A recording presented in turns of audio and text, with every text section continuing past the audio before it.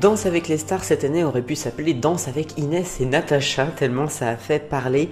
Une émission qui a été marquée cette semaine par une immense polémique entre les deux candidates. Joyeuse Pâques à tous, nous sommes le dimanche 31 mars 2024. Bonjour, bienvenue.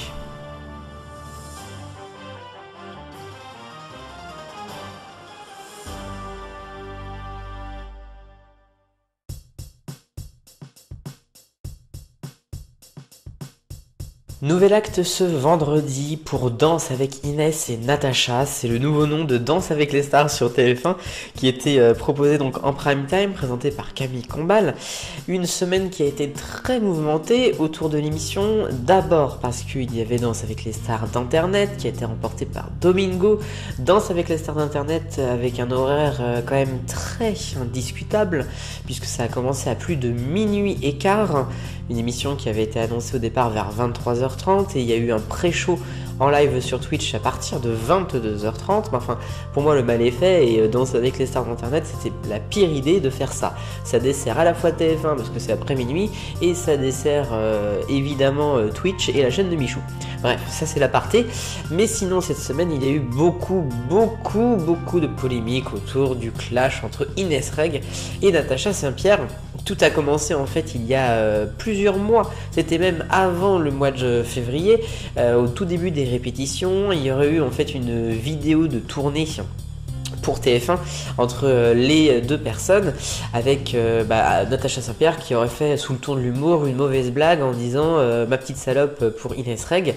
Inès Reg qui s'est déjà vue en fait entendre cette phrase lors de Pékin Express lorsqu'elle y avait participé avec Valérie Trierweiler. Bref, tout remonte à cela. Ensuite, il y a des passe-passe entre les différentes parties. Il y a eu des stories d'Inès Reg en début de semaine. Natacha Saint-Pierre en a fait d'autres après. Au final, il y en a une qui est très raciste de l'autre. L'autre qui sait pas trop pourquoi ça continue. Enfin, ça va très loin. Et à part une petite référence de Camille Combal vendredi au début de l'émission, il n'y a pas eu grand chose, à part si le danseur de Natacha Saint-Pierre, Anthony Colette, qui a décidé de ne pas se lever à la standing ovation d'Inès Reg.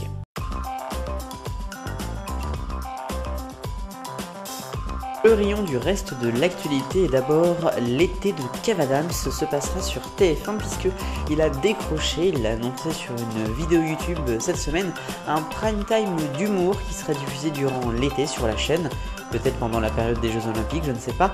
Ça sera tout simplement dérivé d'un festival qui a lieu chaque été qui s'appelle l'Humour à la plage. C'est à Juan-les-Pins.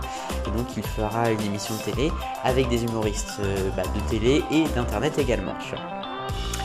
Dans l'actualité M6 maintenant, le maillon faible, enfin de retour, ça avait été annoncé, puis démenti, puis réannoncé, puis redémenti, mais il y aura bien le maillon faible sur M6 et ce sera présenté bien par Vincent De Dienne, oui, c'est un gros menteur, mais donc c'est officiel, ça date quand même d'il y a presque 6 mois qu'il l'avait démenti, ça sera une émission plus ou moins pour les 25 ans, l'idée est évidemment de faire un peu comme le juste prix, sûrement même sur la même case, il y aura en tout cas un prime time au début.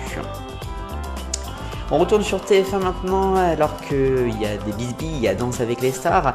On ne parle pas trop de la Star Academy, la tournée continue, bien sûr, pendant encore 3 mois, ça se passe plutôt bien, j'ai envie de dire. Si vous voulez voir des images, n'hésitez pas à aller regarder les vlogs de Candice sur YouTube. On a appris, puisqu'elle était invitée de Quelle Époque la semaine dernière, que Lara Fabian ne serait pas directrice de la Star Academy l'année prochaine. Vraisemblablement, on retrouverait même le même corps professoral. Elle pourrait toujours avoir un rôle par contre de temps en temps en tant qu'invitée.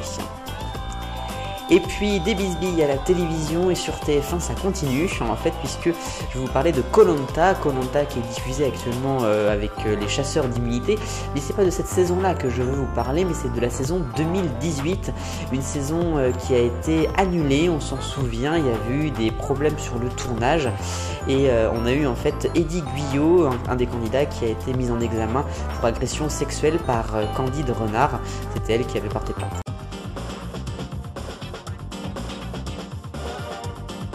La question 168, la grande semaine sur M6, est-ce que c'est une grande idée?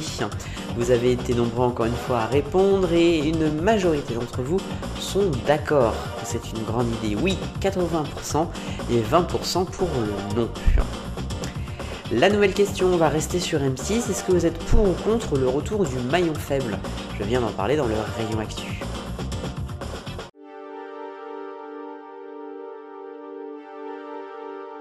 Le focus, et cette semaine il y avait la suite des auditions dans la commission d'enquête par rapport au renouvellement de fréquences TNT. Les fréquences TNT, ça va être un grand dossier, je le rappelle, qui va nous atteler pendant l'été notamment. Il y avait donc l'audition cette semaine du groupe TF1 avec l'émission Quotidien, avec donc Yann Barthès, il y avait Julien Belvert aussi qui est un des chroniqueurs, et puis il y avait Ara Aprikian notamment. Voilà, donc on a une audition qui s'est passée, rien de grand à signaler, il y a eu des explications qui ont été faites notamment sur le fait qu'ils ne recevaient pas d'invités d'extrême droite, il faut dire que souvent ils sont bannis des événements de l'extrême droite. Yann Barthès qui est apparu avec un look qui a été assez commenté, puisque c'est quand même assez étonnant. En tout cas voilà, rien de plus à signaler, c'est de toute façon juste des auditions d'enquête.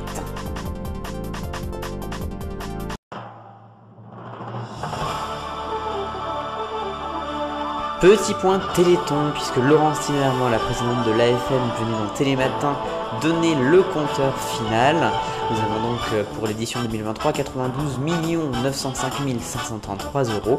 C'est la première fois depuis 2015 qu'on a ce score. Plus de 12 millions d'euros en plus des promesses de dons, c'est énorme. Rendez-vous donc le dernier week-end de novembre, comme je vous l'ai annoncé il y a quelques semaines, pour le prochain Téléthon.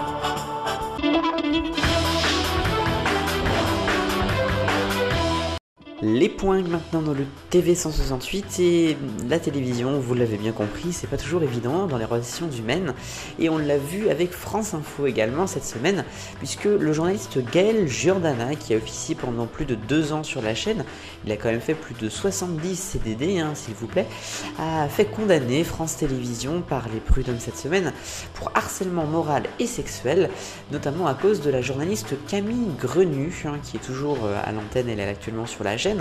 Camille Grenu qui aurait des comportements inappropriés, je cite. Elle aurait dévoilé des remarques qui avaient été faites par des conversations SMS, avait fait des sous-entendus sur sa sexualité à l'antenne, puis il y avait aussi des choses un petit peu plus compliquées jusqu'à sa hiérarchie, qui est plus ou moins liée à Camille Grenu.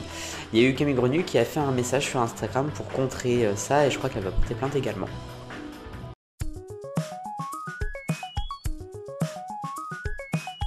Voici l'arc-en-ciel des audiences, c'est en rouge pour TFX, le doc de l'endométriose avec Laetitia Millet samedi dernier est à 200 000 téléspectateurs. Un tout petit peu plus pour RMC Découverte, vendredi soir, Top Gear France, 300 000 téléspectateurs, 1,6% de part de marché. Nous avions sur France 2 du jaune avec du théâtre Bungalow 21 mardi, en dessous le million de téléspectateurs, c'est compliqué. TF1 série film avec L'Arme Fatale 2 au-dessus du million de téléspectateurs mercredi en vert. En bleu clair c'est France 3, OPJ est de retour pour une nouvelle saison, un retour qui est stable par rapport à la précédente diffusion. Bleu foncé pour Brigade Anonyme, la nouvelle série de M6 mardi au-dessus de 3 millions de téléspectateurs, 14,4% de part de marché. Et enfin le violet c'est pour TF1 avec le Ciné Dimanche, 6 400 000 téléspectateurs.